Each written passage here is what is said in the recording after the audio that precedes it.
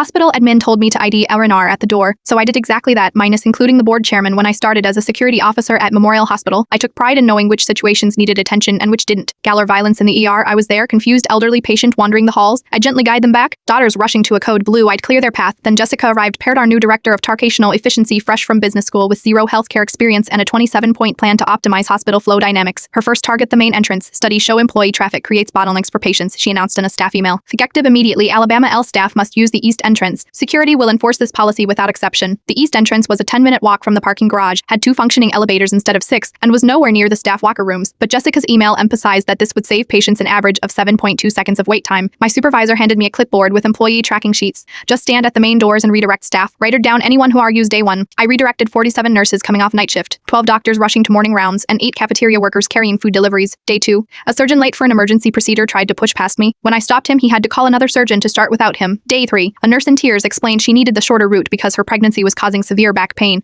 I still had to write her name down. By day 4, I was the most hated person in the hospital. But I kept enforcing Jessica's rule because I needed this job. On day 5, a group of 6 people in expensive suits approached the main entrance. The man in front had a hospital ID badge clipped to his belt. Good morning, I said with practiced politeness. If you are an employee, I'll need you to use the east entrance per new hospital policy. The man looked confused. I am just giving a tour to our board members. I understand, sir, but I need to see everyone's ID. Staff must use the east entrance. He slowly unclipped his badge and held it up. I am Robert Mitchell. I am the chairman of the board. Without blinking, I wrote down Robert Mitchell minus chairman on my clipboard. Thank you, sir. And these individuals. These are board members who oversee this entire hospital, he said, his voice dangerously quiet. I nodded and continued writing. I'll need all their names too. Hospital policy requires documentation of all staff violations. One of the women in the group looked amused. And what happens with that list? It goes to Jessica Davis in Linner for disciplinary review, I explained. The chairman's eyebrows shot up. Jessica Davis implemented this policy? Yes, sir, the memo said. It saves patients 7.2 seconds. He stared at my clipboard, then at the group of doctors I just turned away who were walking the long route around the building. Continue your excellent work, he said finally. We'll use the east entrance today. I watched in shock as the entire board walked the long way around. 3 hours later, my supervisor rushed over new directive staff entrance policy is suspended pending review. The next day, Jessica's office was empty. A week later, the hospital announced a new position. Bend experience, Ghana Parrot, filled by a former nurse with 20 years of experience. My first performance review included a personal note from the chairman.